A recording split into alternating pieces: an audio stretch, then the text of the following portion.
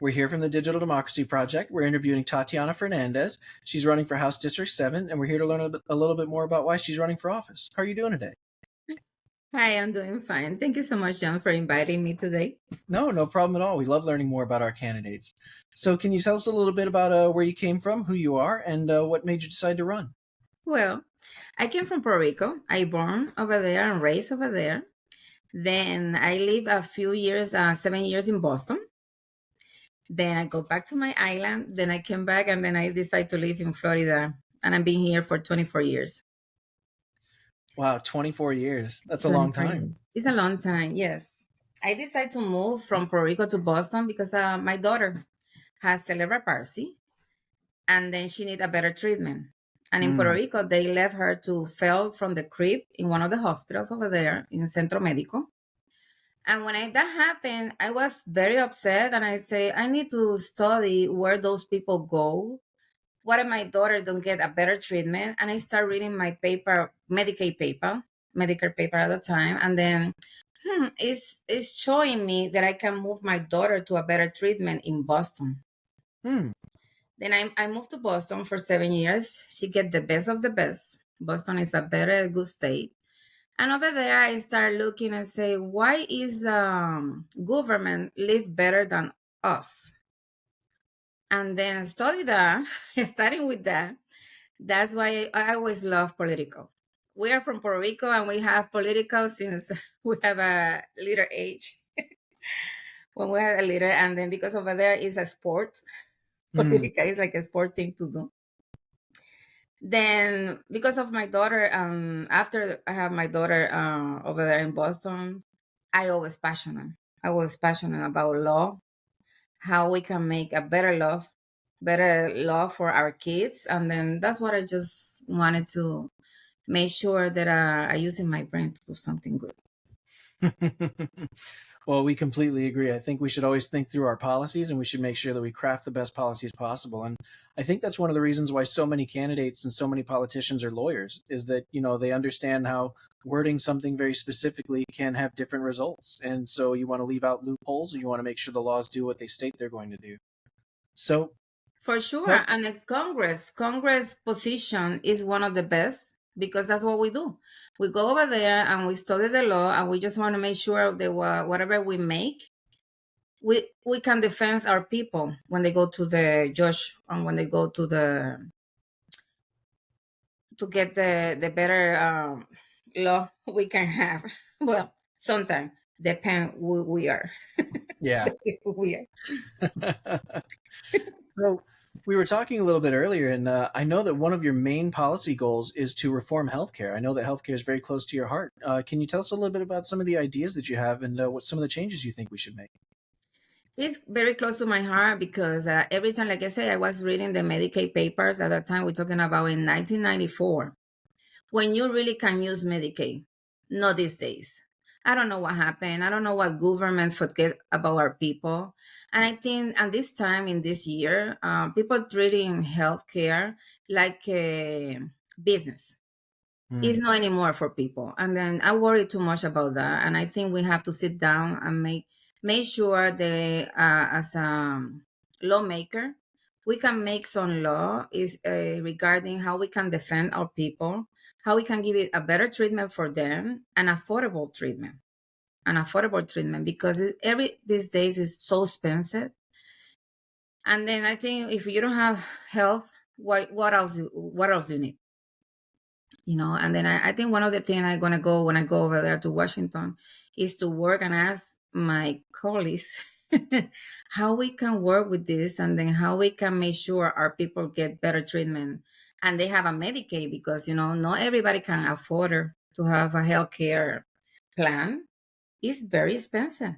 It's so expensive and medicine is through the roof. Medicine is to the roof. But I think because we have too many lobbyists, we have too many people. Mm. They really go over there every day and say they just want making money. They forget about our country and our people. How are people going to continue working and give you the best of the best for their years if they don't have a health care program for them? I completely agree. And It's funny because you had mentioned us running healthcare as a business, and I think when you introduce a profit motive into something as important as healthcare, I think sometimes the priorities can be misplaced, and a lot of unfortunate situations arise from that. Absolutely. I think earlier you were talking a little bit about a healthcare policy you were hearing about, and it's funny because I've heard of Medicare for all, but I think you had mentioned Medicaid for all. Can you tell us a little bit about that idea? Medicaid for All is a plan that is already people is already go to Washington and try to push some bills. But even they push some bills, we have to sit down and then make sure we tag what we really need. Because it's not just about money, because sometimes just they think, how much it's going to cost. It's not how much it's going to cost, how we're going to serve our people, how they're going to get the right treatment at the right time when they need it. It's not when they decide we can have it. And then because it's cost, and we have to have a facts. We have to, I think we have to sit down and start studying a little bit how much is going to cost, and then how much we're going to serve our community with those plans. And then go forward, sit down with people, and then make sure the plan that we have is the right one. And then everybody's going to be agree with that. Absolutely. So, when it comes to something like Medicare for all or Medicaid for all, do you think that the majority of that funding should come from the federal government and go to all 50 states?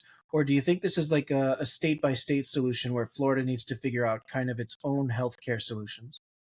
Well, that thing is going to be depends, because remember, some states they have a lot of people, they can afford to pay a little bit more taxes, Hmm. but other no. And then we have to get some balance, checks and balance, to see how we can afford those plans for our people, and make sure that we don't put a risk and a state in risk to lose and then get in the debt. Because that other thing, I don't want people to become with the debt for the state when they can afford it to either. Yeah. Yeah, that makes sense. I think medical debt's a huge issue. So tell us about what was the difference in care that you got between Massachusetts and Florida? What made you decide to stay here instead of staying in Massachusetts? Well, the weather. The weather. It's just the weather, because the people, we have sometimes Mm. we are just thinking, why don't I go back, And the thing is, when you are living in Massachusetts, you have a lot of snow and then cold weather, but people are very warm. Here in Florida, we have to struggle a little bit with people. Even they came from the same site. When you came from Boston and you come here, do you think, oh, they're gonna management healthcare? In my case, because I need that for my kids, they're gonna sit down with us. They're gonna feel like we need more care, and then we can sit down with them and then do a plan. But definitely, it's not the situation we have here in Florida. In Florida, we are the worst state working with healthcare. Again, healthcare, because they just sitting and they just thinking about, oh, how much is gonna cost that? No approve. Oh, how much we're Mm. gonna pay for that? No approve. Oh, how much you gonna, And I say it's not how much, it's what they need, what the patient need, and how we're gonna provide to them to be able to afford it. And then in my case, because my son is autistic, Mm. my daughter passed away, but she passed away in Boston. But when I came here with my son on a condition with autism, I see how hard it was for me to sit in with the Medicaid and say, listen, he need speech therapy because he don't talk at the time. He need OT therapy because he can write or he can handle correctly. And then he have a lot of sensitive problems. And then he need physical therapy because of the way he was walking. He need a lot of physical therapy. But every time I go over there and sit down with them, it was a struggling thing. And I'm saying, I need to do something. And I just start sitting over there, sitting myself, looking the loopholes, how I can tag this problem and let them know these people, listen, I'm not asking for just, it's not for your help. I asking you for empathy to understand the situation I have as a mother. And at that time, my husband was working in Puerto Rico. I was here. And every time I sit down with social workers, she was so cold. And she told me, no, I hear we don't have nothing for you. You have to go back to Puerto Rico. I said, no, no. We have a lot of programs here that I know because I was sit down and I'm reading. Hmm. But again, I think Florida need to be more have an empathy. Sit down and I think the people need more training. How is the problem that most of our constituents have in the house? And more right now because we was talking about how much it costs everything. The food is too expensive. The bills from the house, everything is through the roof, and even the roof. If you want to pay your insurance for your house, forget about it. It's not the single say okay 3% more. No, we're talking about double. They double our insurance in the house. They double the rent. They double the gasoline. They even the food and how people can live. Plus that, if you get problems, health problems, when you go to the hospital, it's like you go over there and say, "Oh, excuse me, how much I have to pay is too much. It's ridiculous." Yeah, the cost of living is absolutely skyrocketed, and I think it's in every sector of cost too. It's inflation. Inflation is cause those problems, but it's not about government. It's about people have to sit down because they just want to make money, make money, make money. But nobody sit down and asking how we can help our future kids to have better life. How right now we have a lot of mental health. Look what happened. We love a kid trying to shoot ex-president Trump. And I know I'm not happy about that, but I'm not happy about we losing more kids with mental health. Hmm. And then how about talking about people here in Florida? You can buy any guns, you can buy whatever you want without a license. And of course, we have a second amendment that we need to, if we want to have a protection, we can have a protection. But how about protecting other people to giving them the right thing to have a credential Hmm. and to study that person before you give a license to this person to see if he's capable to have that credential. How about that? We have to protect our community, and then protecting our community is talking about how we're going to work with our young people to make sure that they have the right path to go and then to feel like they have a future. Yeah.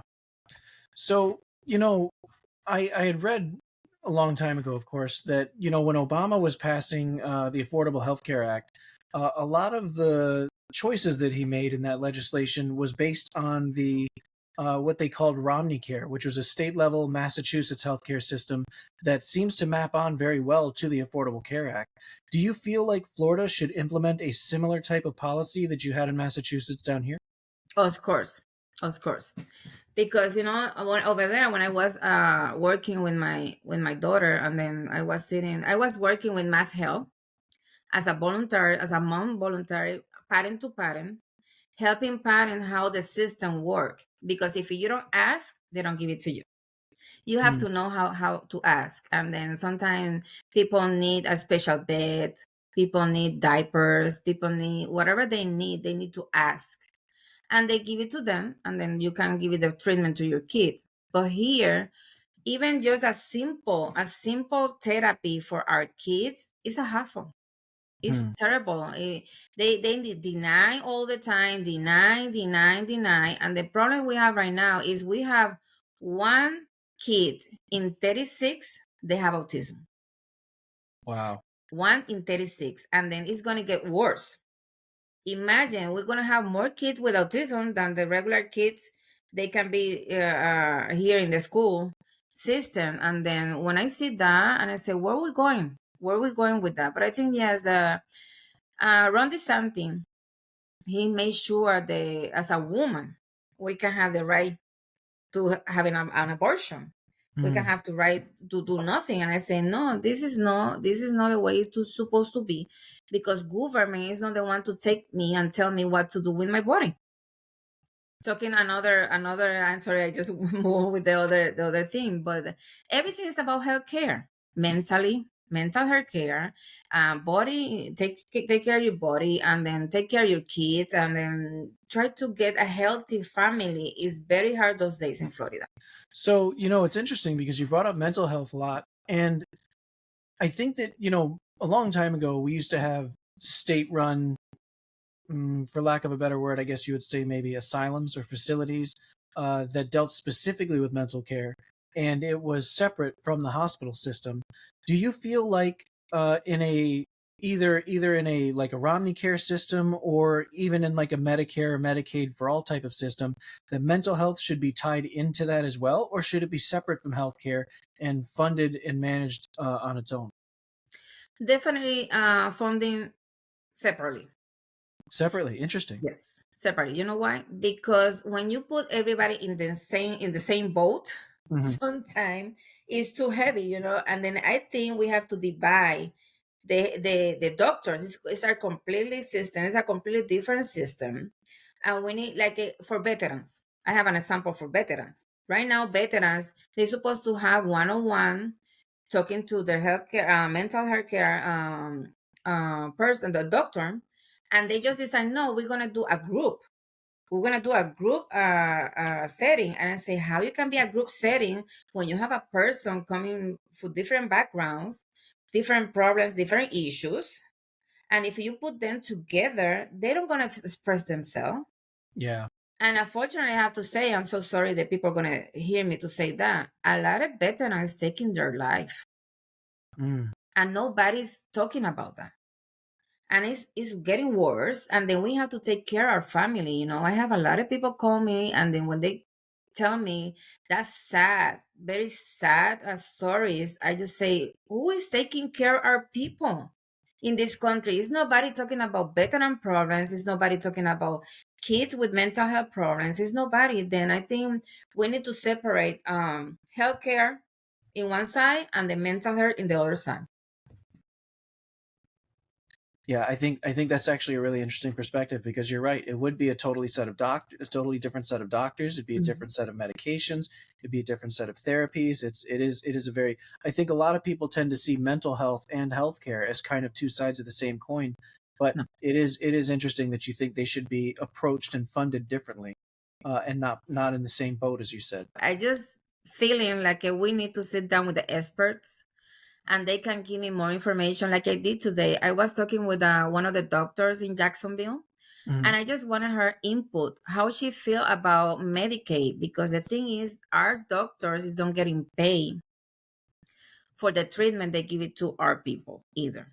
And it's another issue we have to tag, and we have to make sure that Medicaid give it the training to our doctors, then they can give the treatment to our patient and they don't have to worry about money.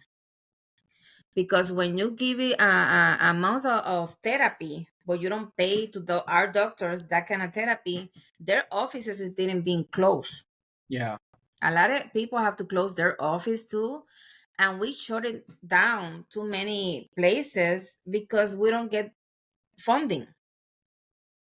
How about working together and make sure we get a right plan, how we can divide healthcare in one side, mental health in the other side, and then between how we're gonna pay our doctors the right amount they need to have for That's a good cover point. all the situation.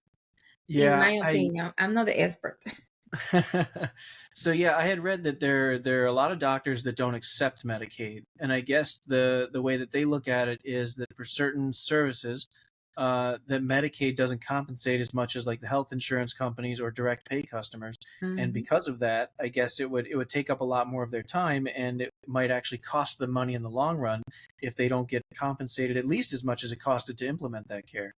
So, yeah, that's interesting. I think a lot of people talk about what we need to do to expand healthcare, but not a lot of people talk about, making sure that our doctors are taken care of and making sure the compensation's at the right level too. Oh yeah, I always listen. I learned that in Boston because when I was working with my daughter and the doctor, I always go to my appointment ready to tell the doctor my daughter need this. You need to do this blood test. You need to do this. The medication is that and that. And then he was like, okay, and he was writing and he was laughing. Say, And I asked him, the doctor, why you laugh? And he say, oh, because you always get ready. And I have 10, I have 100 other um, patients that I would like to have like you know, because I always get ready and prepare myself. That's what I'm thinking. I'm ready to do this position, running as a congresswoman. I already ready. I've been working for 30 years with my families, with the doctors, with a lot of people. And then I think I'm ready to sit down and talking to our people and get things get done. So you had mentioned a couple of times that you were from Puerto Rico, and I think you had mentioned that there was a social worker that told you that maybe you need to go back, which is very unusual to me. I and this just occurred to me. I wonder, what is your position on statehood for Puerto Rico? Well, I was there. Thank you for asking. Of I course. was there in the ONU. I was there Hmm. in the ONU already, and I was talking because I'm an external, how you call, congressional delegate Hmm. from Puerto Rico, and I was there in the petitioner in favor for statehood, United States C-24 committee in the ONU. Explain it to them. Let me to sit down over there and then talk to my colleagues in the Congress. Then we need to work on that too, because it's very sad when you see too many people in Puerto Rico. We don't become a state, not yet. And then over there, the Medicaid is a completely different outside. And then they send money to Puerto Rico, and people feeling, oh, the government is taking the money. No, that money came with the hook, saying, if you're not our state, you can use this funding. If you're not our state, you can do the other funding. And then putting up a clock. And this is other thing I would like to expand to sit down over there and say, listen, we're working very hard in Puerto Rico, and then we have a lot of veterans. They can vote for our president, and the treatment over there is completely different. They pay different too. When they get Mm. money here in the United States side, is completely different what they get over there. And that's the other part of the thing I'm gonna bring to make sure our people have the same equality life that we can have here. That's interesting. So I guess I didn't realize it makes sense though that there's a different rule for non-states as there would be for official states. So what do you think some of the other changes that statehood might bring? How do you think statehood might make Puerto Rico a better place to live for the citizens? But I think we need to make sure that people understand how that work, because they need to. The thing is, Puerto Ricans sometimes they're not lazy. They are very hard workers. The thing is, sometimes it's get hard for them to put things together Mm. and to be prepared themselves. We need to prepare our people first to say it's not just that you have to pay more taxes or you have to do this, you have to do that. It's not. It's to get a balance, check and balance how we can going to contribute to this country that we already do, because it's a lot of money from pharmaceuticals. It came like a $20 million already from pharmaceuticals. It's coming from there to here, Wow. and I have a lot of other numbers for other things that we pay, and it's coming from Puerto Rico to here. But when we go over there, we don't have the same infrastructure. That we need to the infrastructure get better, and then people need to be capable to understand the system. But how they gonna understand the system if nobody sit down and explain it to them? This is how that work. This is how the system work. And let me tell you something. I think it can work. It can work if we can stay hood and we can work in different way. Sometimes the other government, because we have three different government. We have people try to get our independent. They wanted to be Hmm. independent. Other people, we have a commonwealth right now. Sometimes people say, "Oh no, we're still in a colony." No, we are not. We are a commonwealth, but it's still we don't have the same quality and get the money on everything. Is not the same. And if we can as a state, we're gonna have better situation. But we need to explain it to people better, and then that's the other thing I would like to work with them too. I think you're absolutely right. I think educating people on the system and how it works. I think that's extremely important. I think that's one of the biggest goals of Digital Democracy Project is that we want to inform voters about the laws that are being passed, some of the things that are being debated on, and we want to poll people on what they think about specific laws. I think a lot of times party politics and team sports mentality and tribalism can really get in the way of us moving forward on a lot of really important issues. And I think that if people just are able to think about the issue itself kind of in a vacuum, let's not worry about what other people think, just think about this particular law right here, look at how it's worded, and then figure out if you support it or oppose it, and then let your congressman know that it will inform your congressman of how they should vote.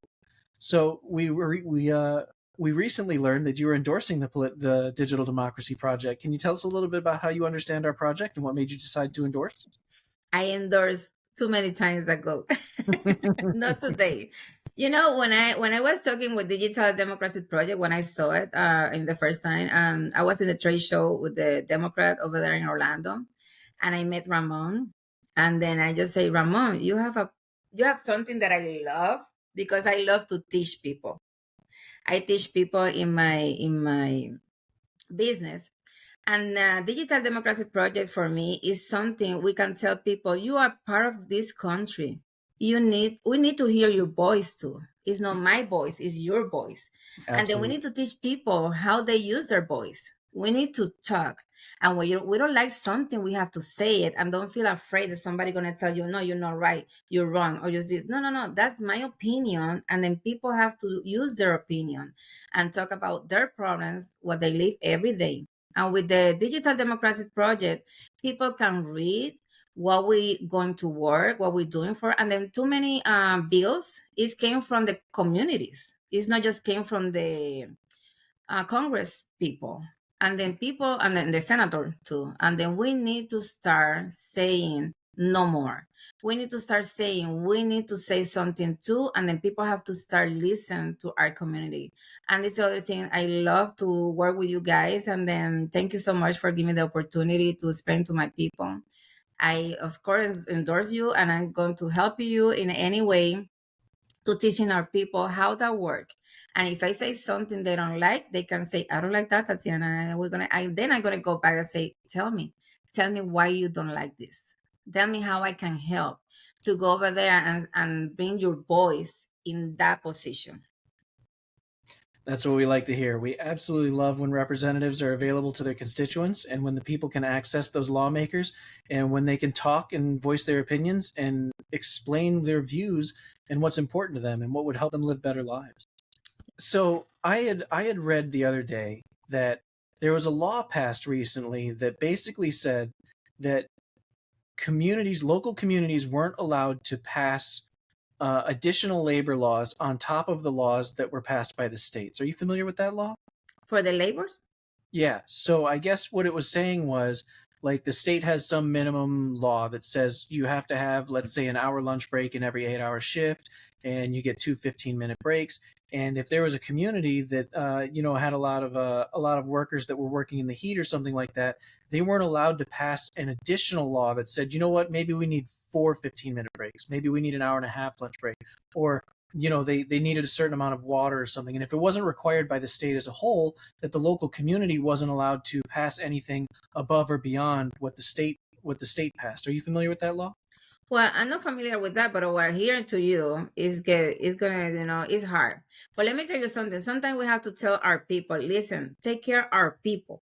We need to take care of our people. And unfortunately, sometimes people, when they hire people, they feel, like they can use them, they enslave them.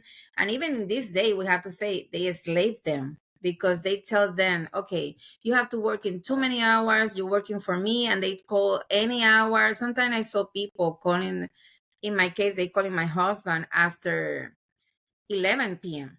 After 11 p.m., I say, how are they going to call you at 11 p.m.? They don't own you, And then I just say, you have to tell those people that you're working until 5 p.m. And whatever they need, they have to call you the next day at 7 o'clock is the time you're working here, because over there, here was 7, over there was 8, because it was different timeline. But definitely, we need some time to make laws to protect our people. That's what we're making laws. We're supposed to making laws to protect our people.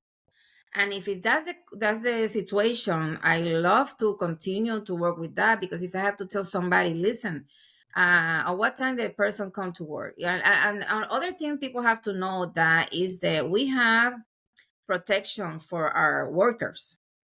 You have to go to the Department of Work, and to make sure if something happened to them in their job, they be capable to call them and tell them, listen, they don't give me my time to have a lunch, because sometimes they give you time to have a lunch, but you have to sit down in your desk waiting for a package, or you have to sit down in your desk and taking phone calls in the same time you're eating. Hmm. That's not lunch time. You continue working, and people have to know that's not right. If you have half an hour, get you half an hour for you, not in your desk. Take out of the office, go have your lunch, and then come back, and then you continue working. And if you're working in the heat, oh my God, heat right now. Today was 102. Ooh. And then people need to tell their workers, listen, it's too hot today. We can go out and work. Why not? No, because we lose money. We lose this, we lose that. How about we losing people? How about this worker is not going to come tomorrow because they die in their house for the heat? We need to protect our people, and this is the situation. Is killing me, but we have to tell and enforce. It's not just to tell them what to do in the company. It's enforce our protection for our people. That's why we make those laws.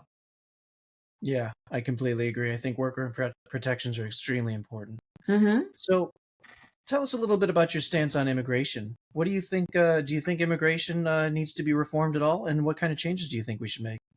Well, I think we have to start thinking how we are just starting our long line for 215 to open those petitions for 215. We are in 224.